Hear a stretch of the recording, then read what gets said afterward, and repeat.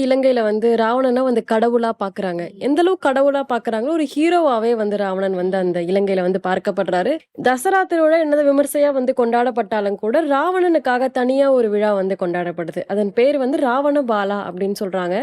ராவணன வச்சு ஒரு விமர்சையாக இந்த விழாவுமே வந்து இலங்கையில வந்து ரொம்ப பிரபலமா வந்து கொண்டாடப்படுது. கண்டிப்பாக. ஸோ, ஆக்சுவலா நம்ம எல்லாருமே நோட் பண்ண விஷயம் அப்படின்னு பார்த்தீங்கன்னா, எல்லா அரக்கர்களும் கடுமையான தவம் இருந்து சிவன் கிட்ட இருந்து நிறைய வரத்த வரங்கள். வாங்கிருவாரு. அவர அழிக்கிறதுக்கு ஒரு ட்விஸ்ட்டுக்கு ஒருத்தரையும் சேர்த்து அனுப்புவாரு சிவன். ஸோ, அந்த மாதிரி தான் எல்லா இதுவுமே நடந்துட்டுருக்கு.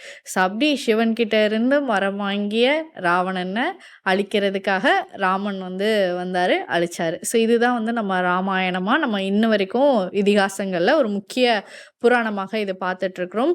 ஸோ, ராவணன் யாருக்கு ஹீரோ, யாருக்கு வில்லன் அப்படின்னு சொல்லி இந்த கமல்ஹாசன் சொன்ன மாரி I am a hero, I am a villain.